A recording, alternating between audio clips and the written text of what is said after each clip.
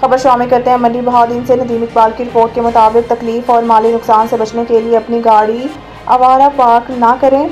DSP traffic Aslam Gondal की district press club के वक्त से गुफ्तगू करते हुए इनका कहना था कि बगैर लाइसेंस गाड़ी या मोटरसाइकिल चलाने वाले कम उम्र ड्राइवर्स हरगिज़ गाड़ी मत चलाएं। ये पैगाम आवाम तक पहुंचाना मीडिया का काम है। आईजी पंजाब की हिदायत पर कम उम्र ड्राइवर्स को गाड़ी मोटरसाइकिल देने वाले वालिदैन के खिलाफ कानूनी कार्रवाई अमल में लाई जाएगी।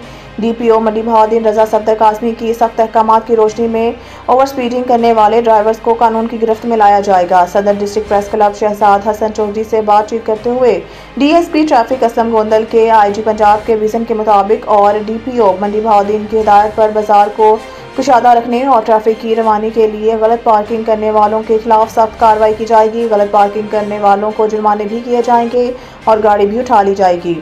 दौराने इंटरव्यू मतहत अमला मुख्तलिफ कामों के सिलसिला में कमरे में आए, इनसे बेहतरीन रवैया और शफकत देखकर हम हैरान रह गए। दफ्तर में लोगों का रश भी इनके अवामी पुलिस ऑफिसर होने सबूत है।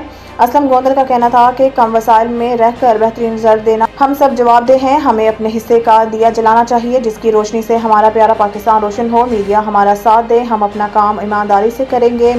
मंडी बहादुरदीन की ट्रैफिक को कंट्रोल करना कोई बड़ा काम नहीं, इंशाल्लाह हम कम वक्त में ज़्यादा काम करेंगे और अफसरान बाला के हुक्म के मुताबिक मंडी बहादुरदीन के लोगों को किसी सिफारिश चेक की ज़रूरत नहीं। 24 घंटे मेरे दरवाजे खुले हैं, जब चाहें तशरीफ़ लाएँ। ट्रैफिक दफ्तर आपको इज़्ज़त, मुकाम और आपका जायज़ काम हंगामी बुनियादों पर करेगा।